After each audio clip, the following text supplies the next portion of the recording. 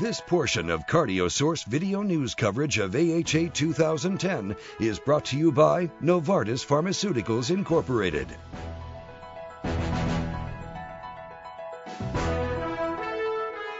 I'm Peter Block here in Chicago at the AHA annual meeting. One of the questions that's answered here at this meeting is whether or not ICD and CRT for heart failure patients is in fact a good thing, and it seems to be. With me is Dr. Tang from the University of British Columbia and Ottawa. Dr. Tang was the head of the RAFT study. So Dr. Tang, first off, tell me what the results of this study are. The results of the study shows that resynchronization, when added to ICD and best medical therapy, reduce mortality and hospitalization for heart failure to a very significant degree. So as I understand it, the reduction is about 7% overall. That's all-cause mortality. And tell me a little bit about the patient mix here. Right. The patients are patients who have 80% of them are class 2 heart failure and 20% are class 3 heart failure. They all have low ejection fraction less than or equal to 30%. On the average, they were 22.6%. They all have wide QRS. Either they are conducted with a QRS that are greater than 120 milliseconds. In the study is averaging 158 milliseconds. Or that they have are paced with a QRS with pacing greater than 200 milliseconds. On the average, they are 210 milliseconds.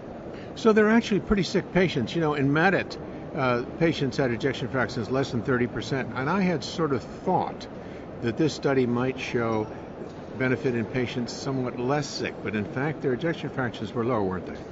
On the average, the ejection fraction of this population as compared to MEDIT population was slightly sicker. We did not include class 1 patients as in MEDIT CRT did, and we do have 20% of our patients class 3. And also the ejection fraction is slightly lower by about 1 percentage point. In our population, 2/3 of them have ischemic etiology. I think in MEDIT CRT it was about 50-50.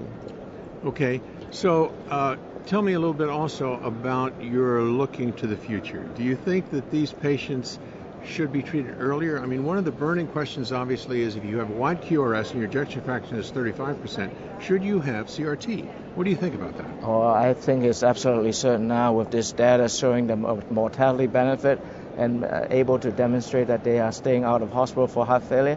I for sure think that these patients should be treated much earlier than we previously thought, and they should be all considered to have ICD as well as CRT. Okay, so give me a take-home question here for everybody out there. What's the lesson from this trial? The lesson for this trial is that we need to conduct a big study, and we need to conduct a study that is longer. And we are now demonstrating that I think without any questions that these patients benefit from CRT from a mortality point of view as well as reduction of hospitalization point of view. So the combination of CRT and ICD seems to be the right thing for heart failure patients with low EFs. Absolutely. Thank you, Dr. Tang. Thank you.